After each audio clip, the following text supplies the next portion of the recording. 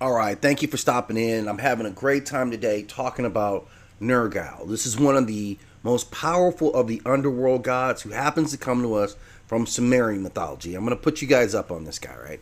He was worshipped primarily during the late Sumerian and the early Akkadian periods and revered at temples at various sites, primarily the ancient city of Kutha. Now, this stands out to me because most of the time, underworld gods or deities associated with death are not worshipped. There's no worship sites for Hades. So this is very particular that he has that. Now, he was also associated with the metal iron, and a lot of deities in this day were.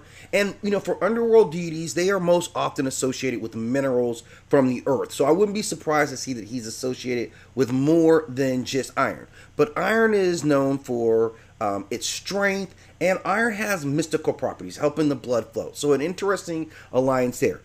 As far as a sacred stone, he's associated with obsidian. And I've talked about obsidian several times in this channel. Now, he is going with the link of its mysteries of the underworld, which is why he is associated with that particular stone, which has a lot of mystery about it.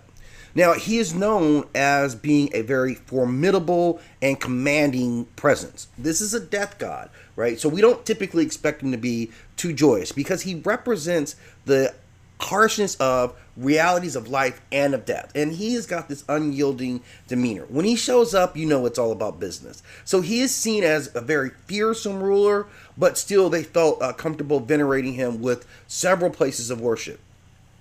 Now, in terms of what his abilities are, this is kind of makes him very unique, as he wields dominion over life and death, right? Capable of summoning spirits of the deceased to serve him at any time he chooses. Now, he can manipulate shadows as well as darkness to envelop his enemies in darkness and fear, and he has command of infernal flames. Now, remember, infernal flames obviously are very different. They cannot be extinguished with water or most other forces. So most of the time, if someone wields an infernal flame, whatever it's pointing at is going to get burnt up. He also has this ability to just weaken his foes just by his presence, siphon strength or their will, or maybe it's just a feeling of despair. But all these things work at his favor as he draws off of those things.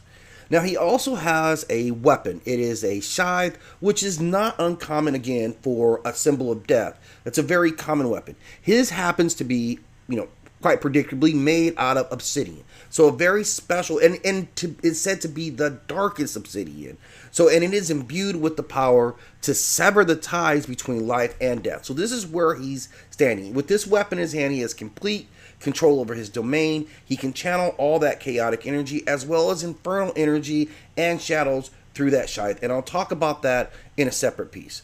Now, ranking him the way that I like to do, he's a solid 7. The average deity I'd put right at about a 5. 6, you're getting real nice. 7, you're up at the higher echelon of, mythological characters. So, again, if you have more that you want to add to this piece about Nergal, please, I'm always welcome to hear your thoughts and ideas in the comment section. And as always, if you enjoy these pieces about mythology, go on and hit that like and subscribe. It's much appreciated.